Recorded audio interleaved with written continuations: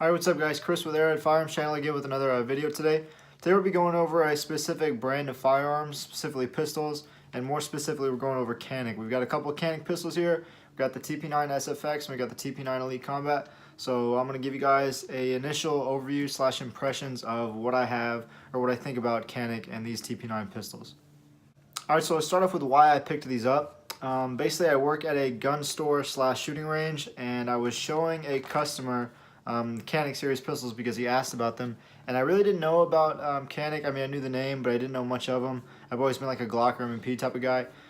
So I'm showing him the SFX, and while I'm showing him this gun, I kind of start falling in love with it my own, and I really just fell in love with the trigger. I fell in love with the look of the gun. I like that it was a long slide gun. I like long slide guns. You guys know I got the 5-inch M&P. Really, the gun just took me for whatever reason. So I was going to walk away with it that night. However, I just didn't know much about the brand. I didn't want to drop some money on a pistol I didn't know really anything about. So I went home that night, watched some high round count reviews, did my research on the gun, and all the big names in the industry were endorsing it. It seemed to be holding up for the most part in high round counts. So I went ahead and picked it up, and I've been extremely pleased with it. I did actually have some problems with the gun, and that's what we're going to talk about the SFX first. The first day that I went to shoot it, I didn't open the gun, I didn't lube it up or anything, it just came right out of the box. I ended up running 2 different brand reloads through it. So the first brand was Midwest 9mm. It's reloads, but it's factory reloads, so it's not exactly NATO spec. And I was getting like failure to eject, failure to feed, things like that. And then I also ran some reloads at the range I was shooting at, had some reloads that they made. And I ran those through the gun, and the gun was doing the exact same thing. So that was kind of a bummer. I went home that night. Did some research and found out that basically the Canik ship with a really stiff recoil spring, and basically that you just need the lighter power spring. So I emailed Canik about it. I think 4 or 5 days later I got the new spring in the mail. We've got it right here. This is the reduced power spring, but the reason this is not in the gun because I actually just left the gun as it is. I saw a comment on YouTube about a video of the same issue, and basically what the guy did, he said he left the slide lock to the rear for a night or two, and then the next time he went to shoot the gun, it worked flawlessly. So I did it. I mean, I know that kind of works against how springs are supposed to work. You know, they wear down over time, but actually in use, not so much in a static position. But I wouldn't have gave it a try. Of course, I took the gun apart, I cleaned it up, make sure it was really well oiled, and the next time I went to the range, I didn't shoot any type of reload through it. I just shot factory ammunition through it. I shot Blazer, I shot Federal stuff, the Winchester white box, and I think one other brand, I can't remember. It was MagTech, and everything ran just flawlessly. So super pleased. It's been about 500, maybe 600 rounds now through the gun that I've had no problems whatsoever. No failure to eject, no failure to feed, nothing at all. Just ran flawlessly.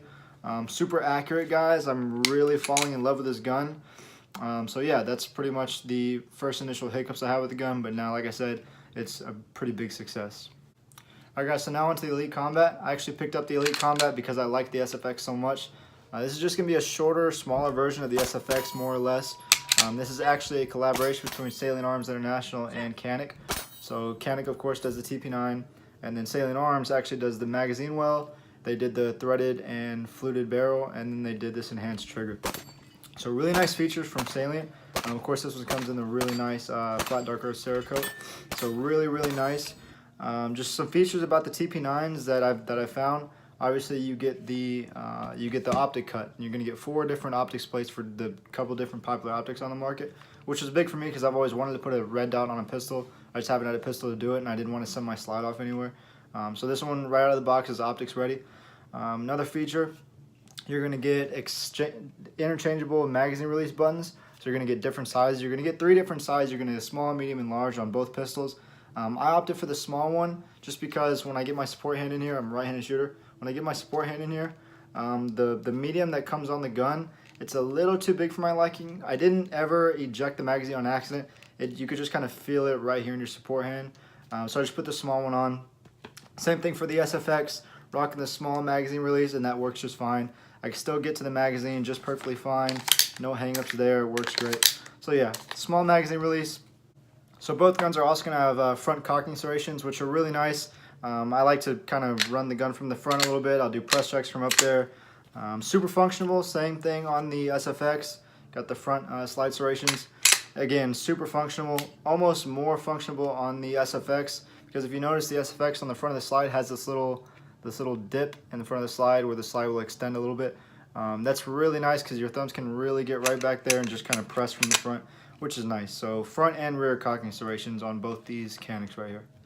So continuing on the feature of these guns, the trigger on these things. So again, these are polymer frame striker fire pistols. So there's a huge market for these types of guns. But what I found is the trigger in these Caniks is probably one of the best striker fire pistol triggers that I've seen. That's just a personal note. So I'll show you on the camera. I know this doesn't do great justice, but you guys can kind of see. So there's the take up, there's the clear wall, and there's the break. Here comes the reset. It's extremely short, and then the break is crisp again.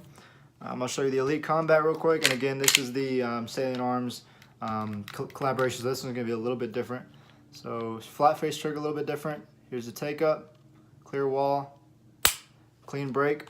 Break is a little bit shorter on this one. Here's the reset. So reset again on this one is a little bit shorter than the SFX. Honestly guys, both triggers are great. You could really attribute this to personal preference, which one you guys like more.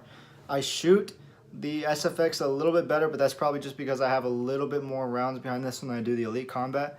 I've had about 250, maybe 300 rounds to this gun, and this one has performed flawlessly. It didn't have any issues like the SFX. But then again, I haven't run any type of reload ammunition through this. It's all been NATO spec 9mm. So if that attributes anything to it, which it probably does. A big difference on the Elite Combat as opposed to the SFX. On the Elite Combat, you're going to have an ambidextrous slide lock / release. This one's obviously going to be on both sides. On the SFX, you don't have an ambidextrous. However, on this side of the gun, it is extended. So it's extremely easy to just kind of send the slide home from that side. So you don't have any issues there. Wrapping it up on the features, both guns on the front sight, we've got a fiber optic front. Like I said, both guns, fiber optic front. This one's a little bit different. It's a Salient Arms collaboration. On the rear of the guns, you've got the striker indicators. It'll pop up red back there when the striker is engaged. So if you could see, the striker is down, so now the indicator goes away. Same thing on the SFX, you get the striker indicator. Same thing. Pretty nice feature to have. Is it a huge plus or minus? Probably not, but it's a cool thing to have. On the SFX, you also get these lightning holes on the slide to lighten up the slide action a little bit. It's not to be confused with ported. It's not a ported barrel. It's just to lighten the slide. So staying on topic with those light and slide, that's obviously for recoil control.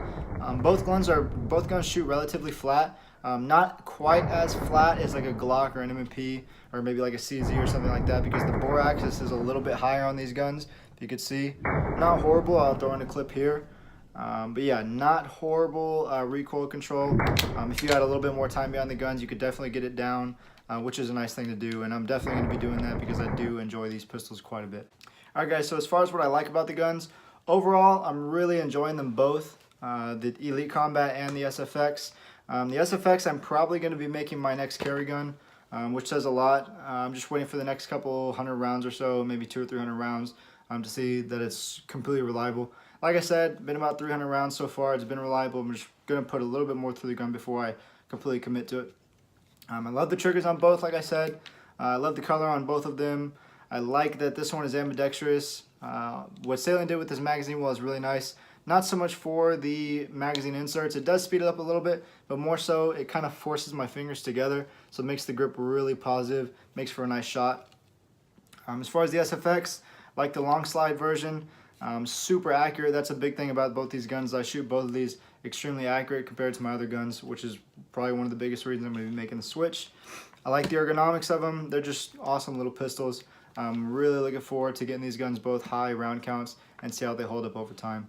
So as far as what I dislike about these Canik pistols so far, obviously that this one doesn't like reload ammunition is kind of a dislike.